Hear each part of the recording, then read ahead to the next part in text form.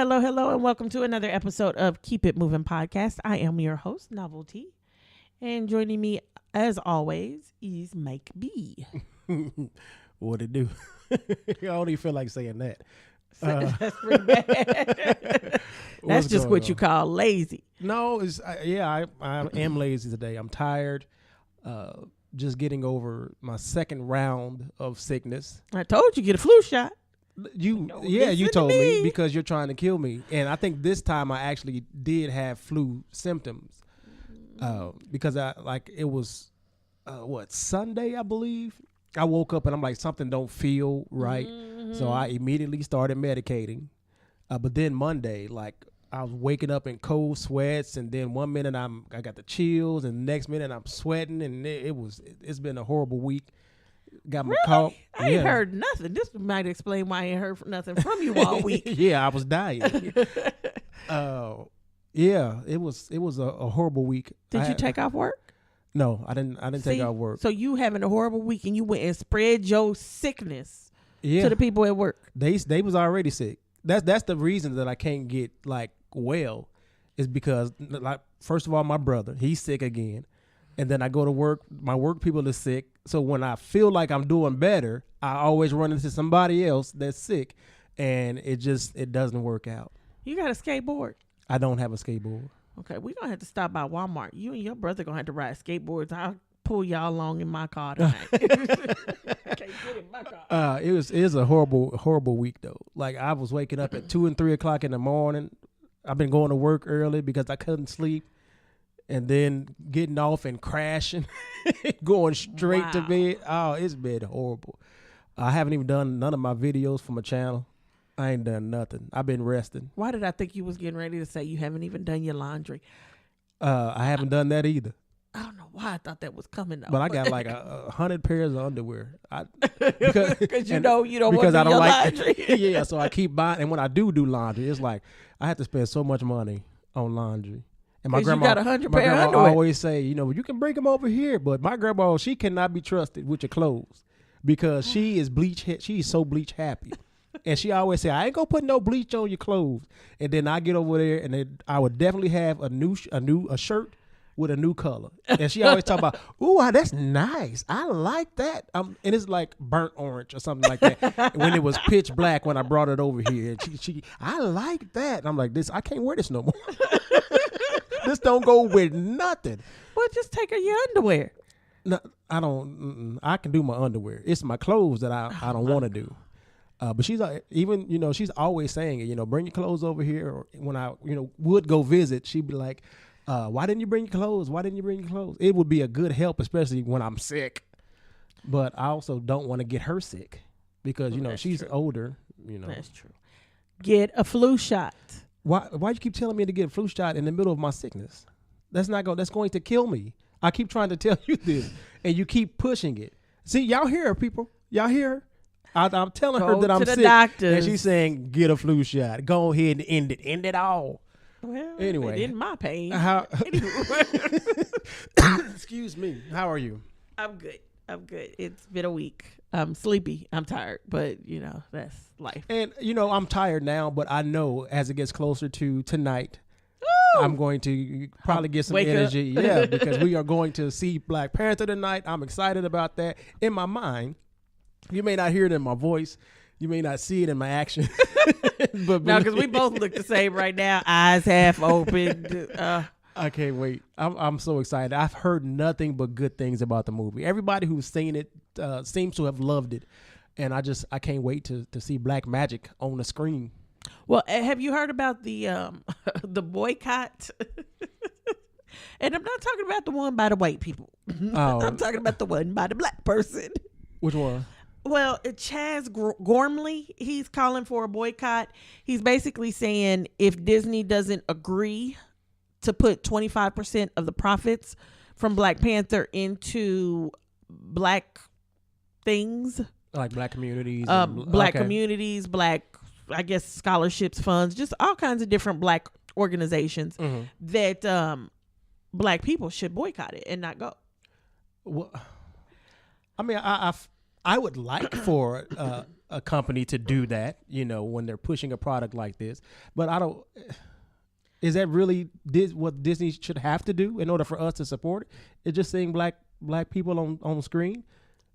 That's going to motivate us to want to do more, I believe. I think number one, telling everybody not to go see it if Disney doesn't agree. Okay, so Disney could agree and then just say, ha, we lied. Yeah. It's not like you can make them prior to. Right. But I think the biggest thing is if black people don't support it. This is a black movie with a majority black cast.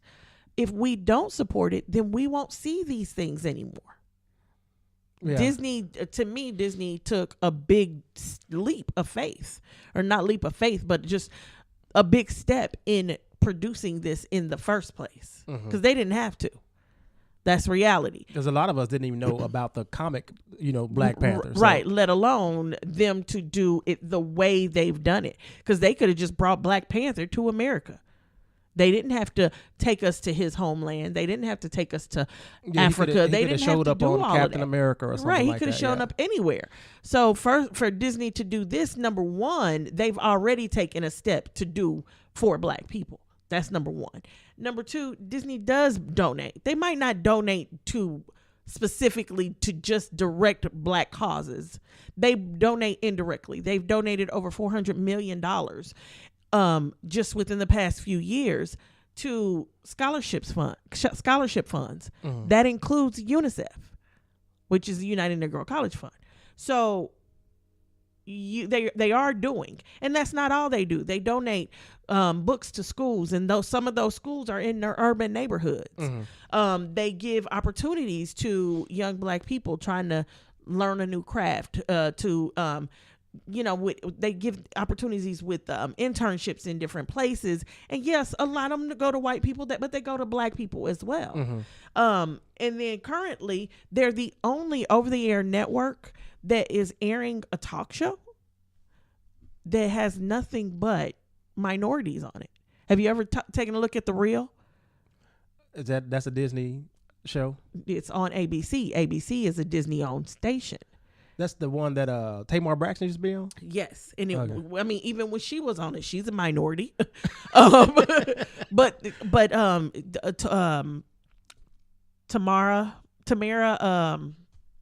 Tia and Tamara, the twins. Used to be Mallory. Yeah, that's it. She's on there. Lonnie somebody. Love. I don't know her. Yeah, Lonnie Love. Is that it? I ain't gonna lie. I don't know these people. But I think they know who you're talking about. Okay. Lonnie. And then there's the Mexican girl from the 3LW. The who? 3LW. Yep, Three Little Women. That's it. She was also one of the Cheetah Girls. And with then Raven Simone. Was Raven Simone? I don't know if Raven Simone was a Cheetah Girl. I barely remember the Cheetah Girl, so don't give me the line. Okay. I barely know these people's names. I just know that every time I look at that show, I go, wow, it's not one white person up there. And then there's a Asian lady, and I don't know her name. She's on, I think, Snoop Dogg's Joker's Wild. That's a movie, or that's that's a TV, a game show. Oh, okay. The Snoop Dogg game show. I think she's the Vanna White of his game show, but she's a Chinese lady or an Asian lady. I didn't know that. I thought the only show I knew about Snoop Dogg being in was the one with him and Martha. Oh, well, he got a game show called The Joker's Wild. Right on. But so please forgive me. I don't know all their names, but I know one thing. They ain't white. That's what I know. And this is the only station that airs something like this. So you cannot take away what they've done and just kind of group it all and say, okay, so because we go out and see, we're going to go out and we're going to make this movie profitable, then you got to donate 25% to our causes. Well, is there anything wrong with wanting something like that? It's nothing wrong to want it. But it's crazy to boycott it if you're not going to get it. Yeah. That's like coming over to my house and saying, I want red velvet cake, and I'm not going to come over if you don't make it. Well, your butt ain't coming over because I'm not going to make it. I wouldn't make it just on general principle at that point. You know, you ain't going to tell me what to do. Right. It's my house. But that was one of the things that kind of got me. I think me and JT had talked about Black Panther once before on our video, which has been a long time. But I think he had mentioned that some women were wanting to boycott Black Panther because of Michael B. Jordan dating outside of his race or something like that. I read like, about that. Black Twitter was in an uproar. What's going on? Sometimes we do too much. Sometimes we don't do enough. So you're right about that. Sometimes we don't do enough. But now white people are sending out, tweeting out pictures of women getting beat up, saying they got beat up at Black Panther. Yeah, premiere. Okay, so this is what I want y'all to really pay attention to, because one of those pictures is a picture of this white woman. She got a black eye. If you turn on your news, that same white woman gonna be in there. She gonna be in during the politics section because she Rob Porter's wife and he the one that beat her up. Rob Porter, if you don't know, is ex-wife. Well, she was a wife, but Rob Porter, for those who don't know, is Trump's secretary. So he not black.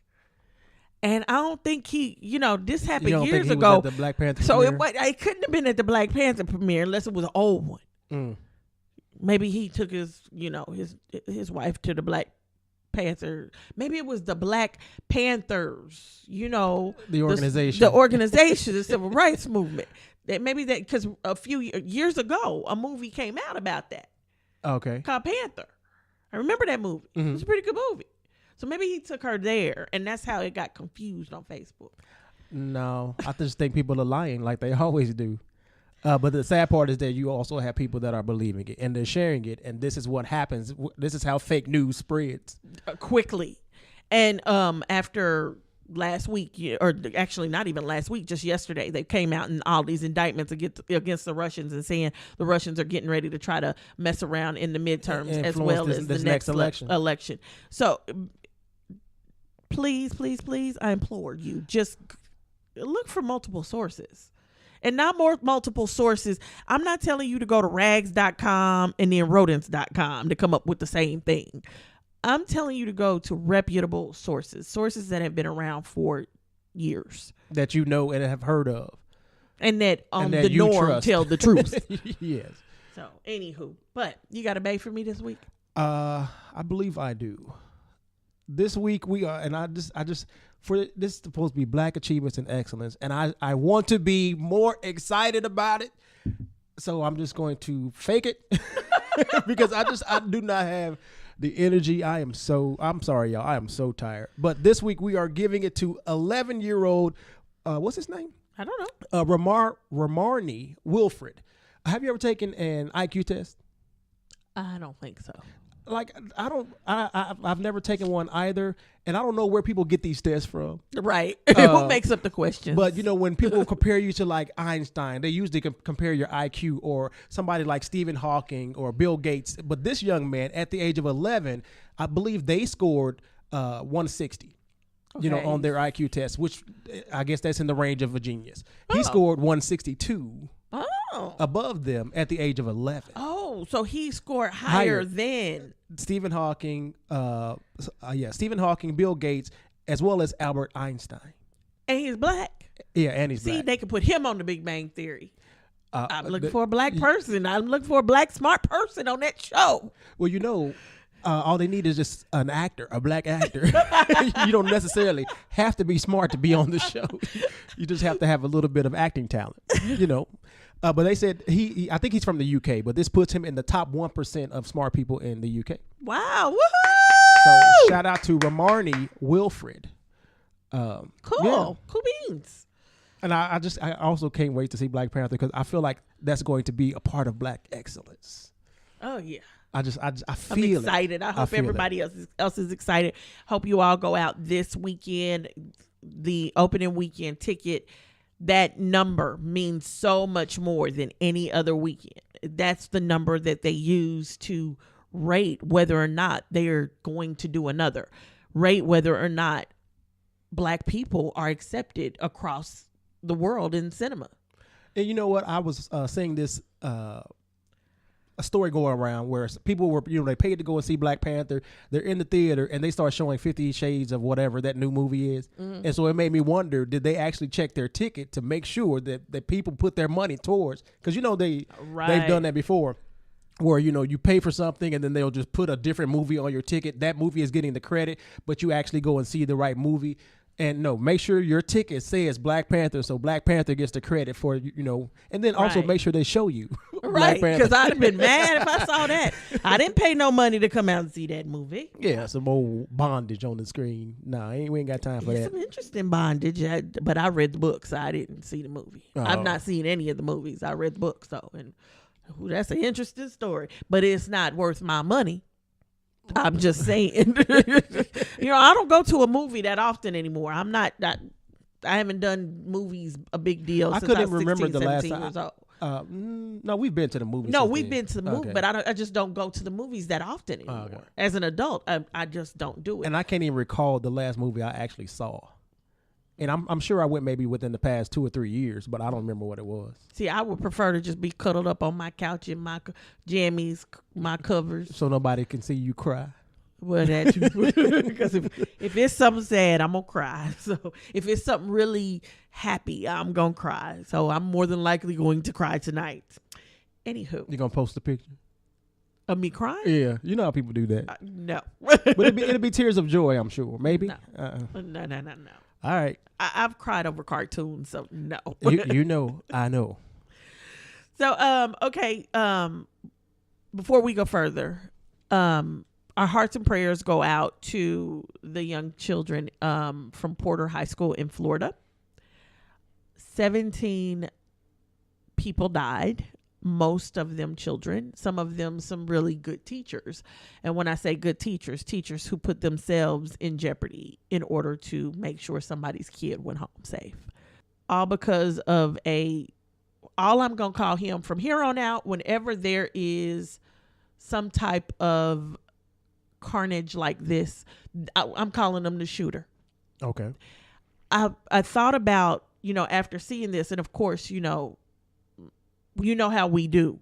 When we see something like this go down, the first thing we do is pray. Oh, please don't let him be black. And then after we get that prayer answered, we say, okay, please don't let him be Muslim. Please don't let him be Mexican. Don't let him be one of these minorities that the government is going after and blaming everything attacking, for. Yeah. The character of. And so then you hear, okay, white man. And there's a sense of relief. But with this one, for some reason, that sense of relief that it wasn't a black man, wasn't a Mexican, wasn't a Muslim, all these arguments that they always throw out have no value here. It made me think about all these other shooters. And I can remember them. I remember what they look like, and I can remember their names. But I don't remember one victim. That's what we need to stop. Because no matter how many times we sit up and say, okay, we don't want to make them famous. We don't want to make them famous. We do. Their names become the story versus the people that were killed. Right. And I'm done with that. I don't want to do it. I watch the news, and with me working from home and being home all day, I see it all day. So I'm seeing 3 or 4 different newscasts just in one day on one channel, and they're all talking about the same thing, and they all say his name at least once. They all show the video, and I saw the video. Of course, now these days in social media, kids are recording. And they're recording this happening. I can't get up enough gumption to watch something like that. I didn't have no choice because it just happened. Otherwise, I would have never watched it. It just happened. And as the shots rang off, my heart just stopped. And I started to shake. And all I could think about was being 16 again in high school, in somebody's classroom, cuddled in a corner. And I just burst into tears. Right. And I'm a grown woman now. But still, that just broke my heart. In a situation like that, I don't think age would matter. You would still, I think I would probably panic. I would probably be afraid, not knowing what to do, and being young. And that makes you shouldn't it have even to worse. deal with anything like that. And I think now that, 17 people died, but now you've got a horde of kids that are a school full of kids.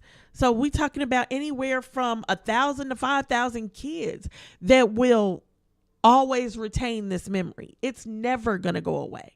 And then it can manifest itself in many different ways.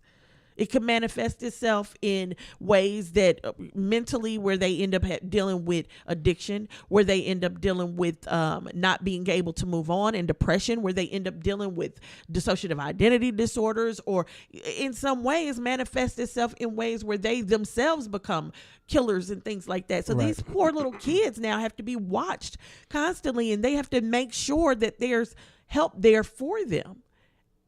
And it just doesn't make sense. But yet and still, it's his face we see. It's his name we see. It's him who we're talking about. It's time to stop doing that. I want to remember a victim rather than remember the person who did it.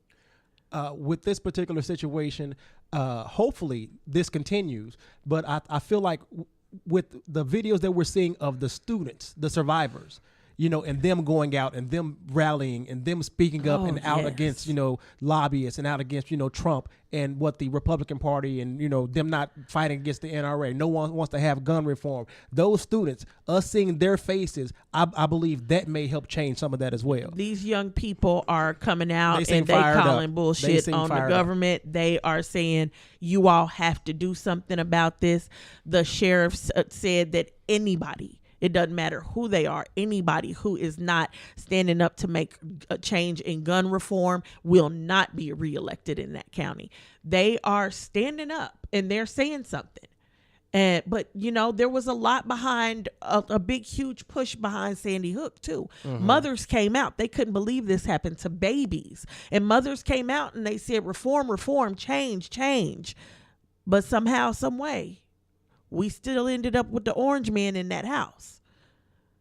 So it cannot stop at the rallies. It cannot stop with just people talking about it. It has to transfer over into the polls. It has to transfer over into Congress. Bills have to be put on the table, things like that. And when we don't see those things, those people need to go. Right.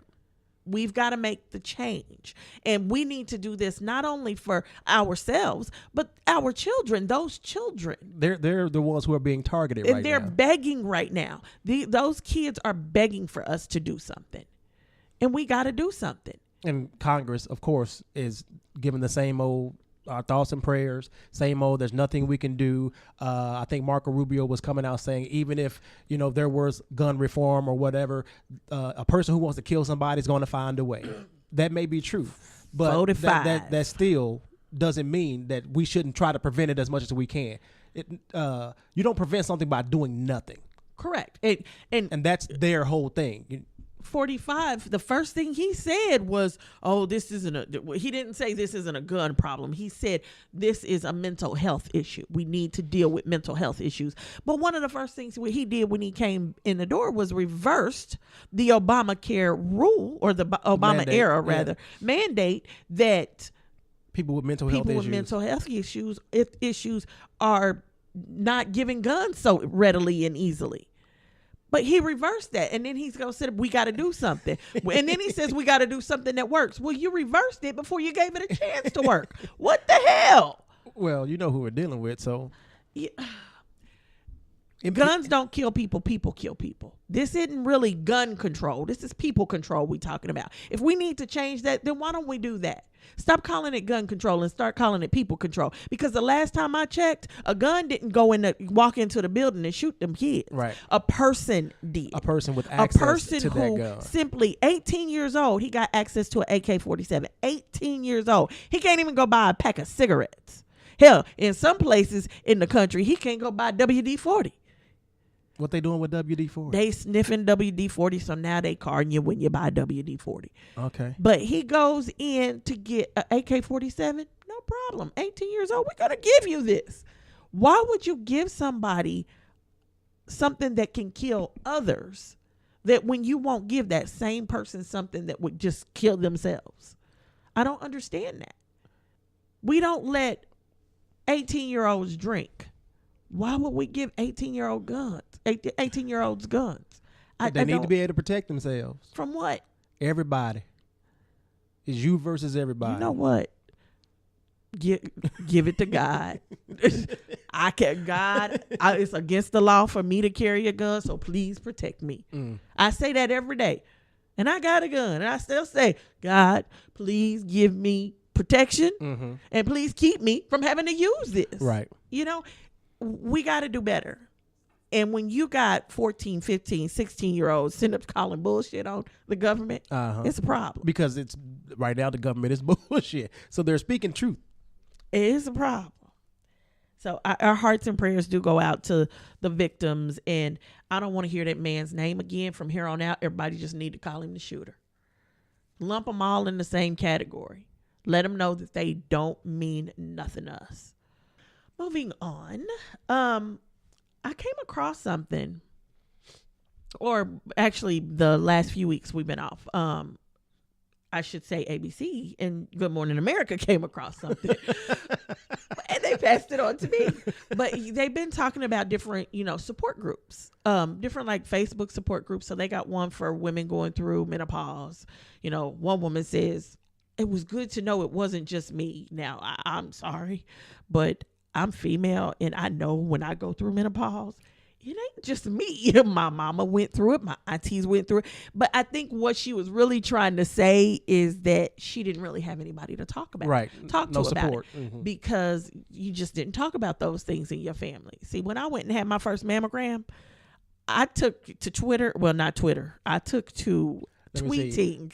No, it was some ancient method that you're going to get flipped off. I'm trying to did they etch on a stone tablet? I took to tweeting, and I took my mom and my aunts with me, all of my aunts, to my very first mammogram. I took pictures of this machine that I was like, they want me to do what with my who? And the whole time, I got them laughing. They're just laughing at me, but they were there. I've always been able to talk to my family about anything. So, these are things you guys we are talk very about. Open about everything. About everything. A lot are really open. So, but these are things we talk about. So I've already asked my mom about menopause. I've asked my aunt about menopause, and she tells me I didn't go through menopause. She had a hysterectomy. Boom. There was no menopause. It was just one day it was there. The next day it was gone. So, we talk about these things. These are just things we talk about. So it was weird to me that she couldn't go to her family. But I guess, some people. Not everybody has that. Not everybody has what I have. But this Facebook support group was what came up a few days later, and I thought it was really neat. It's called Black Fathers Support Group, and it's a support group solely for Black single fathers. And they support each other through divorce. They support each other through just all the ups and downs of raising a kid by yourself, but not only by yourself being a Black man, because the stereotype is a Black man is not a father, and he's never there. Right. He don't know nothing about being a father, but these Black men are fathers, and they're single fathers, and they're supportive of one another. And it was just listening to these gentlemen tell their stories, and talk about how some days it's really hard and it's difficult, and they would tell how they dealt with something, and it might be the same kind of thing that a Black mother would deal with, but the way they have to handle it is differently because they are men. Right.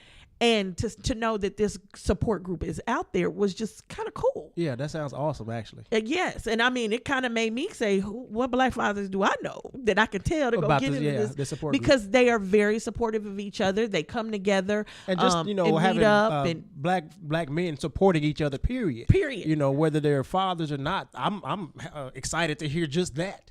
Well, it is a support group out there called Black Father Support Group. It is on Facebook, and I guess Facebook has all kinds of different support groups that you can join. And this particular group, they meet up sometimes throughout the year in different places. They support each other through father-daughter dances and daughters first this and that and other, because, a father raising a daughter, some interesting things are going to happen. I can just tell you that. But then, it's just good to know it's out there. Right. And I wanted to pass that on. I wanted to let people know that Facebook is not just about crap and a bunch of BS and you hee-hawing with your friends. There are some good things out here, and that's one of them. when you were first talking about it, for some reason I thought the group was going to end up being a place where if you don't have a father in your life, you can reach out to this support group and they can come, and help you with your homework or just help, be there, almost like big brothers or something like that. Step in to be a father figure, not to be with your mom, but just be a strong, positive male role model in your life. I thought that's where you were going with it. Well, that would be nice too. And who knows? Maybe it'll be one of those up there soon. But it's good to know that there are people out there. It's good to know you're not alone in anything that you go through. It's not too many times where I feel like I'm the only one going through something. And that's just because I got a strong family unit. And it hasn't always been like that to me in my head. I had to grow and understand that. But I got a very strong family unit. Everybody's not lucky enough. Right. And if you're not, and you need help or you just feel like you need support, see what's out there, because there's a lot of stuff out there. So if you are female and you going through menopause, there's a menopause one out there, because that's what started all of this craziness. And then there's this one. So just look out there and see what's out there. And then a lot of times just having someone else to talk to, right, can do anything. A lot for you. And not just talk to as far, how you talk to your friends and they just agree, that's or they just side-eyeing your ex, or they don't get it. It's good to have somebody you can talk to who gets it and who's not really biased in any way. They're just there. Right. And they're there to listen, and I like it. Right on. I'm happy. Right on. Down the street in Independence. This is maybe closer to you, but there was a story going around about one of my favorite places that I'm always talking about, always promoting. You're the first person I thought about when I saw it. Not Church's Chicken this time, but Applebees, and it kind of hurt my heart a little bit. But this is the day and age that we live in, where it's pretty much racism everywhere. You're going to deal with it. You're just going to deal with it. If you're a person of color, if you're non-white, you're going to deal with it. But recently there was an event in Independence, Missouri at the Independence Center Mall. I think that's what they call it, where there was a lady and her friend. They were there. Well, she said they were shopping at the mall and decided to, get something to eat. And so they went to Applebees. And they make it seem like this Applebees was inside of the Independence Mall from the story that I gathered. But they were sitting there. She said we were, eating or whatever. We had been there for about an hour when the police came, the mall security came, and then the restaurant manager came, basically accusing them, of being there the day prior and not paying for their chicken or something like that. Basically dining and dashing. And they're like, the young lady goes on to say, I had proof that we weren't here the day before. And they were still, coming at us. They were being, condescending. They were talking shit.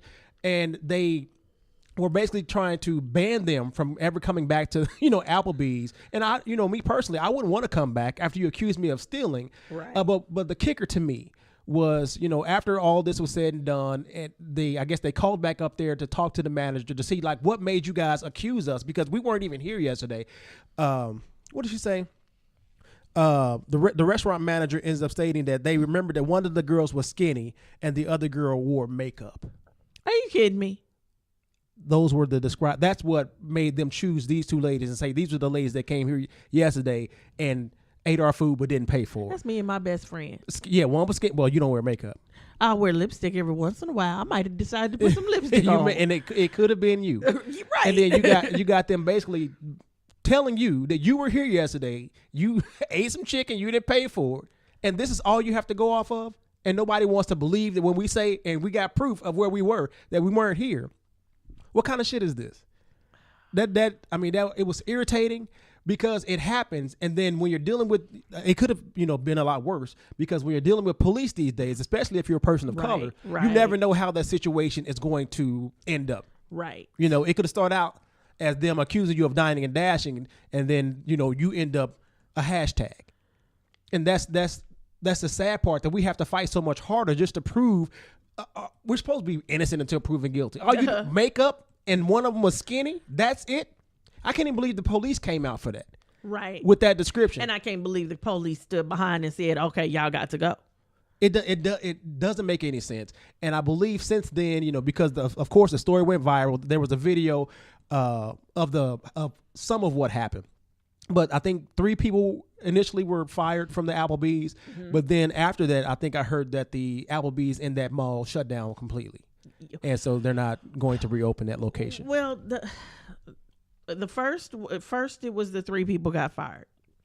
Then it was, we're going to close the store for a little while to, I guess, re-educate diversity training employees. I don't know specifically why. And then the next thing I saw was the signs was being taken down and the store, all the stuff in the store was being pulled out. And I'm like, what diversity training got to do with this? So but now when it's closed. I just feel like everything about this situation was wrong, because what doesn't make sense to me, if I just stole here yesterday, you think I'm going to bring my happy ass back in the same place, sit down and chill like nothing happened? Like they don't have cameras, it just doesn't make sense that anybody would do that. Now, there are stupid people out there. Yes. But when they are telling you that it wasn't them, and they said, the young lady said, we have proof showing that we weren't here yesterday. But if that's my only description to go off of, but I don't even have the audacity to ask you if it was you. That's exactly. That's the problem. And I don't think in the moment they knew like why they felt like these 2 girls were the ones who dined and dashed. This is a conversation that happened after the fact. That's ridiculous. Okay. Okay. And then coming from, I'm always talking about 2 for $20. And I'm like, it could have been me. When I saw it, I was like, wow. My favorite spot. It's the best place to take a date. The best one. They got 2 for $25 now too. You get a little extra stuff. Would you do 2 for $25 on a date? I would do 2 for $25. Okay. Would you just take a date to a regular restaurant and let her order something that was worth $25? Her own meal is $25 by itself? Yes. We're going to have to think about this. Because I remember both of our meals was $25. That was the beauty in it. Well, you can get a $5 meal. Okay, so now I'm shortchanged, and you over there eating steak and potatoes, and I'm eating a Caesar salad. Yep. We're gonna have to reevaluate this date. I don't know if it's gonna work. Would it be a Black History Month? I got one last thing. I thought this was kind of interesting. Back in January, the end of January. They found wreckage in Alabama that they believe may be the last American slave ship. Really? Yes.